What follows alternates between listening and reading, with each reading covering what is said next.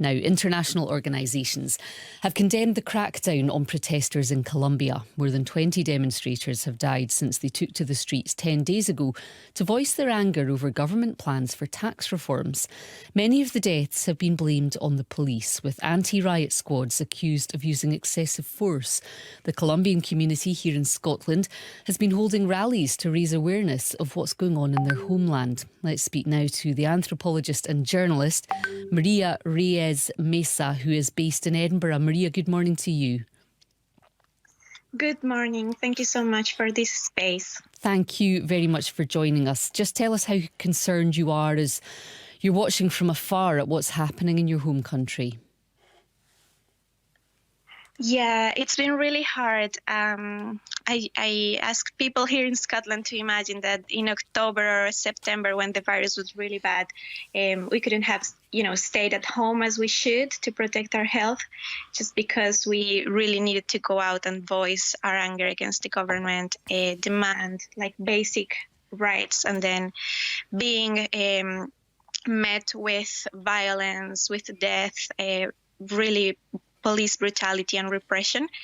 And for us here, it's just hard to see that from afar, hard to get up anxious about the news back home.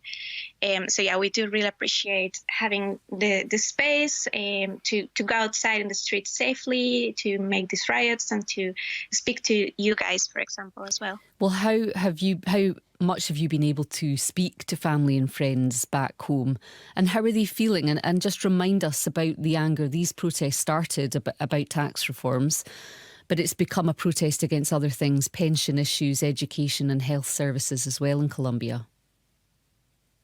Yeah, exactly. Our families and our friends in Bogota and other cities, they said that there is a lot of tension at the moment. Many cities are militarized, which means there are army tanks patrolling the neighborhoods, and that's obviously discouraging people from protesting as well, which is like a right. There is also a big fear because of the pandemic. So that's like the situation they describe to us. And as you said, the protests started as against the tax reform.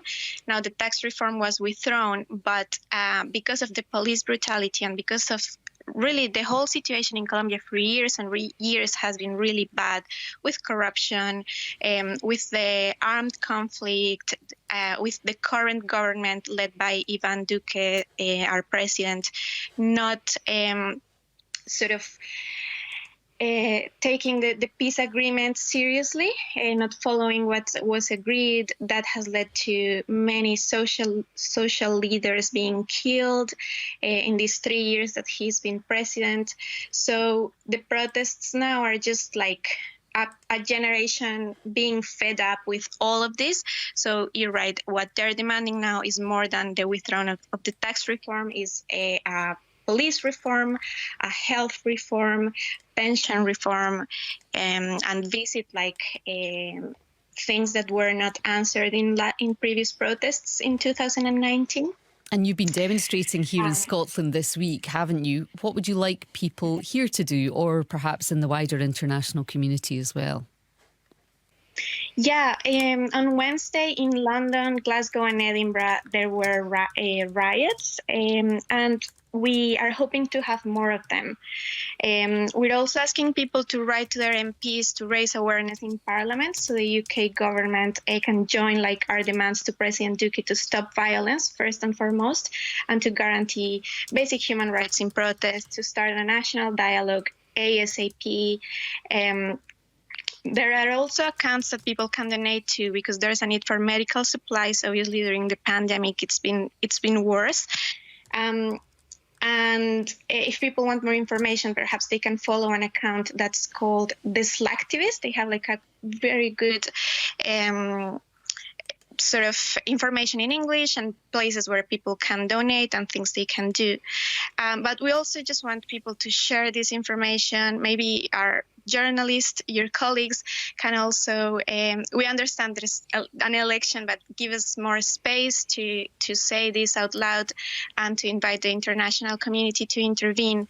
The media in Colombia has been kind of biased, so independent news agencies have been doing a lot of hard work, and people in the street with social media, that's how we're seeing what's happening. So it would be good to have a bigger, like the eyes of the world in Colombia as well. And just very quickly, Maria, what are people's political options in Colombia in terms of voting and democracy? So we have elections next year. We're afraid that the president is. There are rumors that the president might want to call like a state of emergency that would give him more power than he already has. So we're totally against that. We want just to use all the democratic sort of tools we have available, which are basically, first of all, starting the national dialogue, being able to sit with him and talk to the government. People are also calling for a referendum, maybe making the elections happen sooner. But the main and urgent thing is to stop violence, so we can talk, we can stop like the madness and have a dialogue. Maria, thank you so much for talking to us this morning. That was Maria Reyes Mesa there, who is an anthropologist and journalist based in Edinburgh.